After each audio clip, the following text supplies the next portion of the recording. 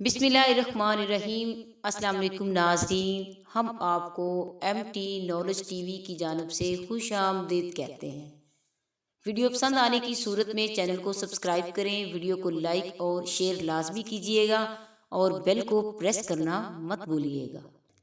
چلتے ہیں ٹاپک کی جانب۔ وہ دونوں کلاس فیلو تھے۔ لڑکی پوری یونیورسٹی میں خوبصورت تھی اور لڑکا تمام لڑکوں میں وجبہ۔ دونوں ایک دوسرے سے ٹکراتے رہے اور آخر میں دونوں ایک دوسرے کی محبت میں گرفتار ہو گئے۔ معاملہ رومیو جولیٹ جیسا تھا۔ دونوں کے خاندان ایک دوسرے سے نفرت کرتے تھے۔ شادی مشکل تھی۔ دونوں باعزت گھرانوں کے سعادت مند بچے تھے۔ یہ بھاگ کر شادی کے لیے تیار نہیں تھے اور خاندان اپنے اپنے شملے نیچے نہیں لا رہے تھے، لہٰذا معاملہ پھنس گیا۔ لڑکے اور لڑکی نے پوری زندگی شادی نہ کرنے کا فیصلہ کیا۔ یہ دونوں اپنے اپنے گھر میں رہتے رہے۔ 5 سال دونوں کے درمیان کوئی رابطہ نہ ہوا۔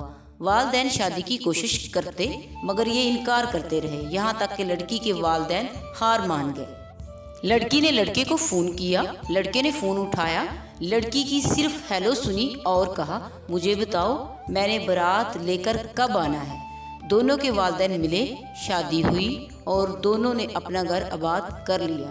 لڑکے نے کاروبار شروع کیا، اللہ تعالیٰ نے کرم کیا، وہ خوشحال ہو گئے۔ یہ شادی 20 سال چلی۔ اس دوران 3 بچے ہو گئے۔ خاتون کو اپنے حسن، اپنی خوبصورتی پر بہت ناز تھا۔ وہ تھی بھی ناز کے قابل۔ وہ 45 سال اور 3 بچوں کی ماں ہونے کے باوجود جوان لگتی تھی۔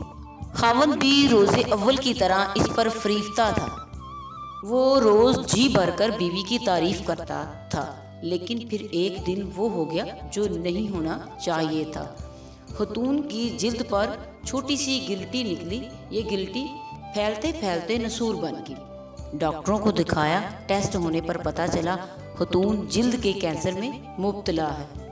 خاوند صرف خاوند نہیں تھا، وہ اپنی بیوی کا مہیوال تھا۔ اپنی ران چیر کر بیوی کو کباب بنا کر کھلا سکتا تھا۔ وہ بیوی کو لے کر دنیا جہاں کے ڈاکٹروں کے پاس گیا، ایک کلینک سے دوسرے کلینک، ایک ڈاکٹر سے دوسرے ڈاکٹر اور ایک ملک سے دوسرے ملک۔ وہ دونوں چلتے رہے یہاں تک کہ ڈاکٹروں نے جواب دے دیا۔ خاتون کا جسم گلٹیوں سے بھر گیا۔ یہ مصیبت ابھی ختم نہیں ہوئی کہ ایک دن دوسری آفت آن پڑی۔ خاوند کی گاڑی ٹرک سے ٹکرائی اور وہ شدید زخمی ہو گیا۔ وہ ہسپتال پہنچا، پتہ چلا وہ بینائی کی نعمت سے محروم ہو چکا ہے۔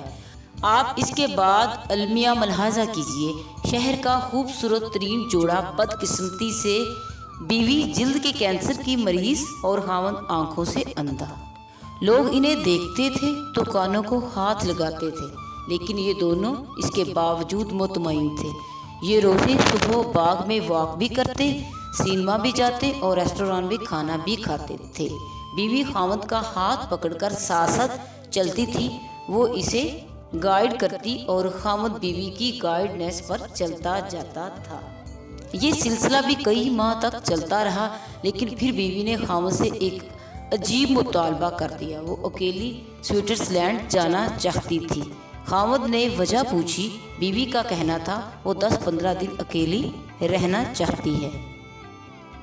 خاوند نے اس کے ساتھ جانے کی ضد کی، لیکن وہ نہ مانی۔ اصرار اور انکرار بڑھتا رہا، یہاں تک کہ آخر میں وہی ہوا جو ایسے معاملات میں ہوتا ہے۔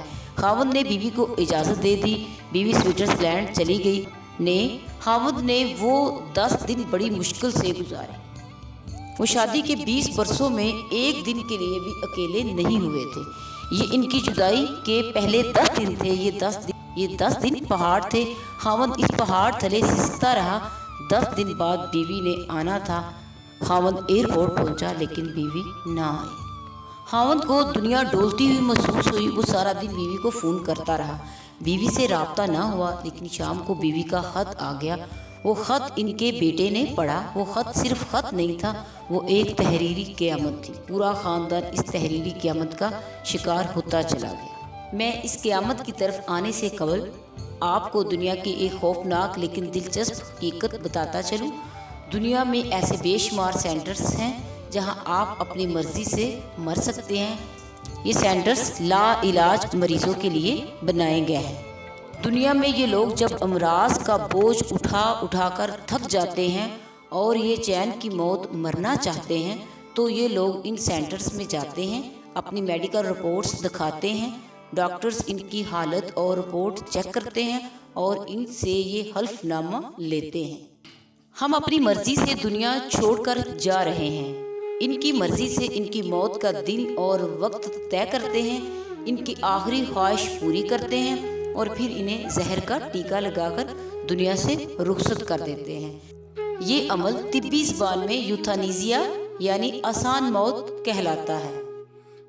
یہ دنیا کے 7 ممالک میں قانونی ہے اور اتنے ہی ملکوں میں اس کی اجازت کے لیے بحث چل رہی ہے۔ سوئٹزرلینڈ بھی دنیا کے ان ممالک میں شامل ہے جہاں یوتھانیزیا کو قانونی سٹیٹس حاصل ہے۔ زیورخ شہر میں یوتھانیزیا کا سینٹر بنا ہے۔ یہ سینٹر انتہائی خوبصورت جگہ پر قائم ہے۔ سینٹر کے کمرے پہاڑوں، آبشاروں اور جھیلوں کے کنارے بنائے گئے ہیں۔ مریض بیڈ پر لیٹ کر اپنی زندگی کی آخری صبحیں شامیں دیکھتے ہیں اور آخر میں مہربان ڈاکٹروں اور نرسوں کے ہاتھوں میں زندگی کی سرحد پار کر جاتے ہیں۔ یہ خاتون بھی یوتھانیزیا کے لیے سوئٹزرلینڈ گئی تھی۔ یہ کینسر کا دکھ برداشت نہیں کر پا رہی تھی، چنانچہ اس نے آسان موت لینے کا فیصلہ کر لیا۔ وہ زیورخ گئی، زندگی کے آخری 10 دن گزارے اور عین اسی وقت اپنے لیے موت کا تعین کیا جب اس کی فلائٹ نے وطن کی مٹی کو چھونا تھا۔ ادھر فلائٹ اتری، ادھر وہ زندگی کی سرحد پار کر گئی۔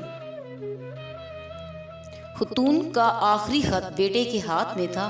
وہ سسکیاں لے لے کر خط پڑھ رہا تھا اور خاوند سر جھکا کر اپنی بیگم کا ایک ایک لفظ سن رہا تھا۔ بیوی نے اپنی پوری زندگی کا احاطہ کیا۔ اس نے بتایا جب وہ پہلی بار یونیورسٹی میں ملے تھے تو اس نے محسوس کیا تھا وہ یونیورسٹی میں لڑتی کیوں تھی اور وہ کون سا دن تھا جب لڑتے لڑتے اسے اس سے محبت ہو گئی تھی۔ اس نے فراق کے وہ 5 سال کیسے گزارے تھے اور اس نے شادی کے بعد اپنے بچوں کو ملازموں کے رحم و کرم پر کیوں چھوڑے رکھا تھا۔ میں اپنی محبت کو تقسیم نہیں کر سکتی تھی، میں تمہارا حصہ اپنے بچوں کو بھی نہیں دے سکتی تھی۔ اس نے 20 سال کی ازدواجی زندگی کس مسرت اور کس سرشاری میں گزاری اور پھر جب اسے پہلی گلٹی نکلی تو اس نے محسوس کیا وہ خود کو روز بروز بدصورت ہوتا ہوا دیکھتی تھی تو اس کے دل پر کیا گزرتی تھی۔ وہ قدرت کا یہ فیصلہ بھی سہتی چلی گئی۔ لیکن پھر عجیب واقعہ ہوا، آپ نے پہلے بچے بورڈنگ اسکول میں دیے۔ میں جانتی تھی آپ نے یہ فیصلہ کیوں کیا۔ آپ نہیں چاہتے تھے میرے بچے مجھے اس حالت میں دیکھیں اور پھر میں ان کی آنکھوں میں اپنے لیے ترس دیکھوں، اور پھر آپ ملازموں کو رشوت دیتے تھے، وہ روزانہ کوئی نہ کوئی شیشہ توڑ دیتے تھے۔ میں آپ سے شیشے لگوانے کا کہتی تھی، آپ ہنس کر ٹال جاتے تھے۔ یوں آہستہ آہستہ گھر سے سارے آئینے غائب ہو گئے۔ آپ نہیں چاہتے تھے میں اپنی آنکھوں سے اپنی بدصورتی دیکھوں۔ بات اگر یہاں تک رہتی تو بھی میں برداشت کر جاتی، لیکن آپ نے آخر میں عجیب کام کیا۔ آپ نے ایکسیڈنٹ کیا اور خود کو اندھا ڈکلیئر کر دیا۔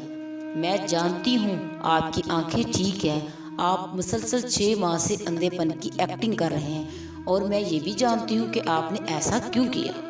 آپ نہیں چاہتے تھے میرے دل میں ایک لمحے کے لیے بھی یہ خیال آئے میں آپ کو بدصورت دکھائی دے رہی ہوں یا میں آپ کی آنکھوں میں اپنی بدصورتی کو پڑھ لوں۔ چنانچہ آپ اندھے بن گئے۔ آپ کا یہ مصنوعی اندھا پن محبت کی انتہا تھی اور میں یہ انتہا برداشت نہ کر سکی۔ چنانچہ میں نے دنیا میں رخصت ہونے کا فیصلہ کر لیا۔ میں دنیا سے جا رہی ہوں۔ آپ اب پلیز اندھے پن کی یہ ایکٹنگ بند کر دیں، یہ خط پکڑیں اور خود پڑھنا شروع کر دیں۔ یہاں پہنچ کر بیٹے کے منہ سے چیخ نکل گئی۔ باپ نے اس کے ہاتھ سے خط لیا، اونچی آواز میں پڑھنا شروع کر دی۔ آپ پلیز میرے بات اپنا خیال رکھیے گا۔ سارے تولیے الماری میں رکھے ہیں۔ میں درزی کو 5 سال کے کپڑے دے آئی ہوں، وہ سال میں 10 جوڑے سی کر دے جائے گا۔